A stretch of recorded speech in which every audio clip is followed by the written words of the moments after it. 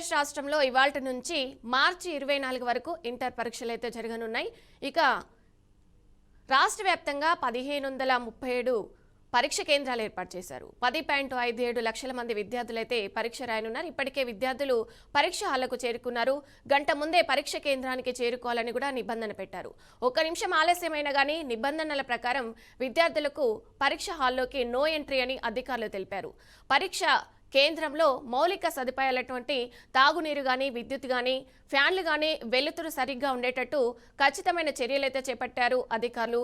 ఇక ఇదే అంశానికి సంబంధించి ప్రేమ్ మనకి లైవ్ లో అందుబాటు అయితే ఎగ్జామ్స్ కు సంబంధించి లాస్ట్ ఇయర్ తో పోలిస్తే ఈ ఇయర్ కఠినమైన నిబంధనలు పెట్టినట్టు తెలుస్తుంది. ఏదైతే సీసీటీవీ గానీ ఇవన్నీ కూడా నిబంధనలు కొత్తగా పెట్టినట్టు తెలుస్తుంది. ఏమేమి నిబంధనలు పెట్టారు, దీనికి సంబంధించి అప్డేట్స్ ఏంటి? ఎస్ విజయ, ఈ రోజు అయితే మాత్రం ఆంధ్రప్రదేశ్ లో ఈ రోజు నుంచి అయితే ఇంటర్ మొదటి సంవత్సరం యొక్క పరీక్షలు అయితే ప్రారంభమయ్యాయి. ఇప్పటికే విద్యార్థులందరూ కూడా ఇటు పరీక్ష కేంద్రాలు కూడా చేరుకున్న పరిస్థితి కనబడింది. పరీక్ష కూడా ఇప్పటికే ప్రారంభమైంది అన్నట్టు కూడా మనకు తెలుస్తుంది. ప్రతిరోజు కూడా ఉదయం 9 గంటల నుండి మధ్యాహ్నం 12 గంటల వరకు అయితే మాత్రం పరీక్షలు అయితే ప్రారంభమవుతున్నాయి. పరీక్షలకైతే సుమారుగా 10,57,000 మంది అయితే ఆంధ్రప్రదేశ్ నుంచి అయితే మాత్రం ఇటు పరీక్షకు హాజరు కాబోతున్నారు. ప్రతిరోజు కూడా పరీక్ష రాయబోతున్నారు.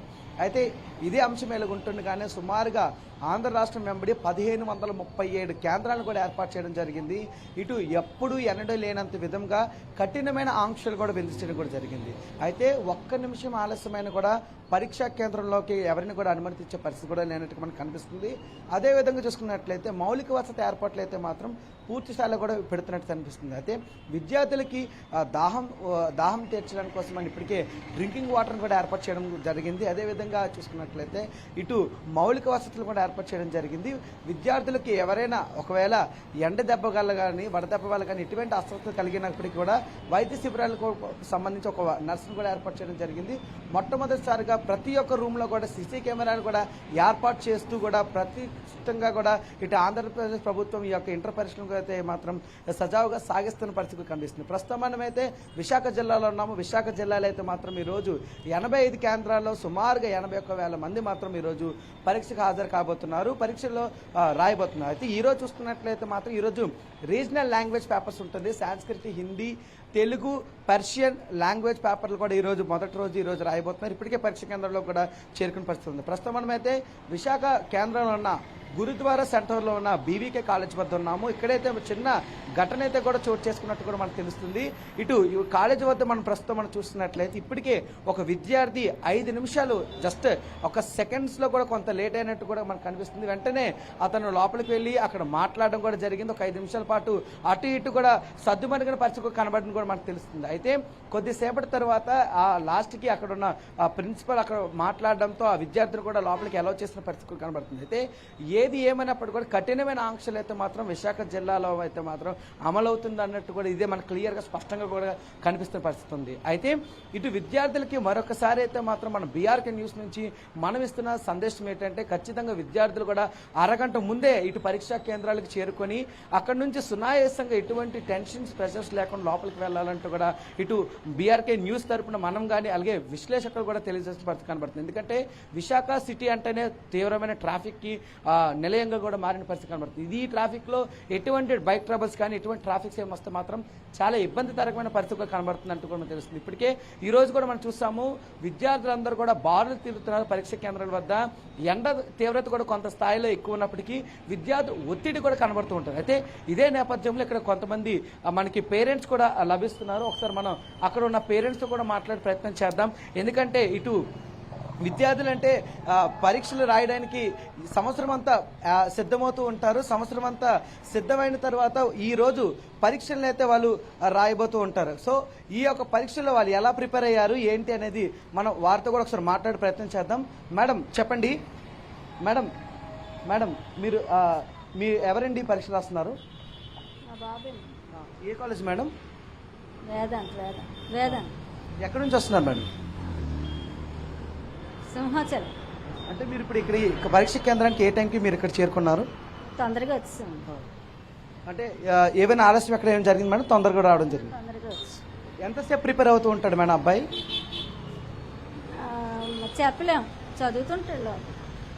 అలాగే ఇక్కడ మనకి మరొక పేరెంట్ కూడా ఉన్నాడు. ఆ పేరెంట్ కూడా మనం మాట్లాడే ప్రయత్నం చేద్దాం. సార్ చెప్పండి, ఎవరు రాస్తారు సార్ ఎగ్జామ్? మా అబ్బాయి రాస్తున్నారండి. మేము సింహాచలం నుంచి వచ్చామండి. ముందుగా ఇంటర్మీడియట్ మొదటి సంవత్సరం ఎగ్జామ్స్ రాస్తున్న విద్యార్థులకు శుభాకాంక్షలు.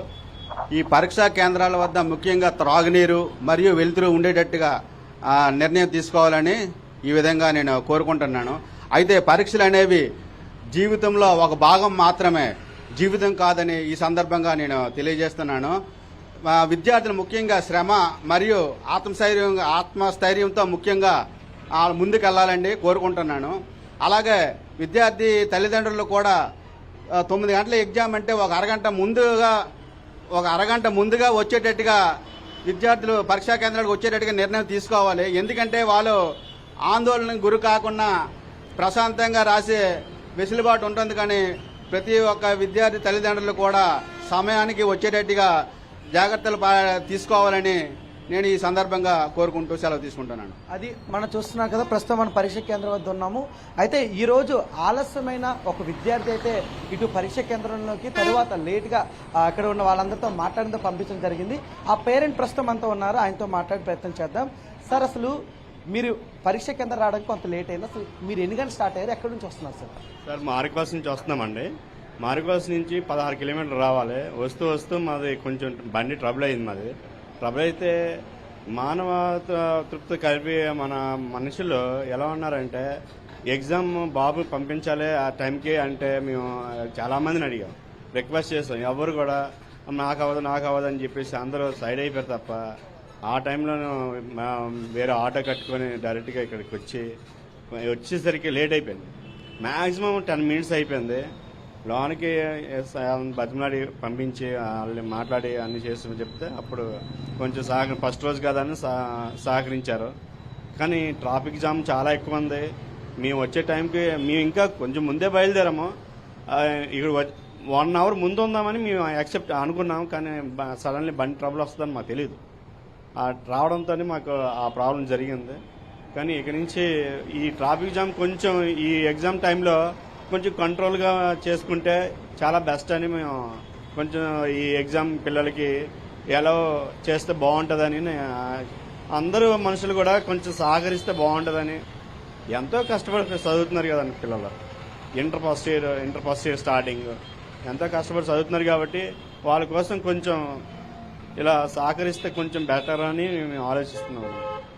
అలాగని ఎగ్జామ్ టైం మార్చిమని మనం చెప్పలేమని కూడా ఆ టైం మనం అటెండ్ అయిపోవాలి. అబ్బాయి ఏ కాలేజ్ చదువుతున్నారండి? అబ్బాయి వేదాంతి కాలేజ్ ఉంది. అంటే మారిక్వాల్స్ నుంచి సెంటర్కి మీకు ఎంత దూరం ఉండొచ్చు బహుశా? మారిక్వాల్స్ సెంటర్కి ఈ సెంటర్కి 18 కిలోమీటర్ల దగ్గర ఉంటుంది. సో అది చూస్తున్నారు కదా విజయ్, ఇది పరిస్థితి. నిమిషం ఆలస్యమైన కూడా లోపలికి పంపించే పరిస్థితి లేదు. ఏది ఏమైనప్పటికీ కూడా లాస్ట్ మినిట్లో ఫస్ట్ డే కావడంతో కొంచెం పేరెంట్స్ కూడా చాలా వరకు బ్రతిమలాడారు. లాస్ట్ 5 మినిట్లో బాగా కొంత చర్చలు జరిగిన తర్వాత వాళ్ళని లోపల పంపించడం కూడా జరిగింది. అయితే ఏది ఏమైనప్పుడు కూడా పరీక్ష కేంద్రాల వద్దకు మాత్రం ఇటు ఎవరైతే విద్యార్థులు ఉన్నారో వాళ్ళు అరగంట ముందు రావడమే కూడా మంచిదనిపిస్తుంది. అయితే ప్రస్తుతానికి అయితే మాత్రం ఫస్ట్ టైం కఠినమైన ఆక్షన్లు కూడా పూర్తి స్థాయిలో ఇక్కడ ఉన్నట్టు కూడా తెలుస్తుంది. అది ఎక్కడి నుంచి వస్తున్న update Vijaya. Right, thank you Prem, thanks for the updates.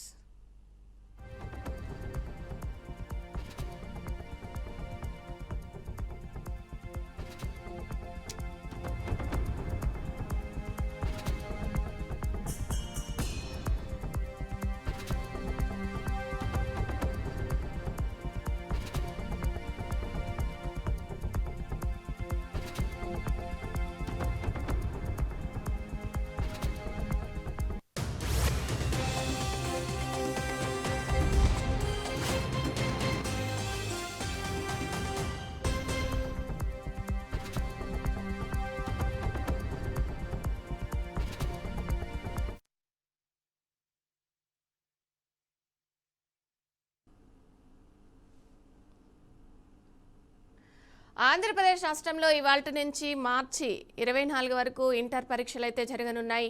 ఏదైతే రాష్ట్ర వ్యాప్తంగా 1537 పరీక్ష కేంద్రాలను కూడా ఏర్పాటు చేశారు అధికారులు. 10.57 లక్షల మంది విద్యార్థులైతే పరీక్షలో పాల్గొంటున్నట్లు తెలుస్తుంది. అయితే ఇప్పటికే పరీక్ష హాలకు చేరుకున్నారు. పరీక్ష కూడా స్టార్ట్ అయిపోయింది 9 గంటలకే. ఏదైతే నిజంగా ఒక పేరెంట్ ఇందాక మాట్లాడారు, పరీక్షలే జీవితం కాదు. పరీక్షలకి ఒకవేళ రాస్తాం, మనం అటెంప్ట్ చేస్తాం, దాంట్లో ఒకవేళ ఫెయిల్ అయినా కానీ ఎవరు కూడా దాన్ని మనసుకు తీసుకోవద్దు. పరీక్షలు ఒకటే జీవితం కాదు, మళ్ళీ పరీక్షలు వస్తాయి, మళ్ళీ రాయొచ్చు అంటూ కూడా పేరెంట్స్ చెప్పారు. అండ్ ఇంకొక పేరెంట్ ఏం చెప్పారంటే, ఏదైతే ఒక 10 నిమిషాలు లేట్ అయినందుకు విద్యార్థిని లోపలికి అనుమతించలేదు, ఏదైతే మొదటి రోజు కాబట్టి ఈ రోజైతే లోపలికి అనుమతించారు, బట్ రేపటి నుంచి అనుమతించమని కూడా అక్కడ ఆంధ్రప్రదేశ్ ప్రభుత్వం కఠినమైన నిబంధనలు అయితే పాటిస్తున్నారు. అండ్ ఈసారి సీసీ కెమెరాలు కఠినమైన ఏర్పాట్లు కూడా చేశారు. అలాగే 32 పేజీల సమాధానాల బుక్లెట్ని కూడా విడుదల చేశారు. ఈసారి ఆంధ్రప్రదేశ్ కట్టుదిట్టమైన భద్రతా చర్యలతో ఇంటర్మీడియట్ పరీక్షలైతే కొనసాగిస్తుంది.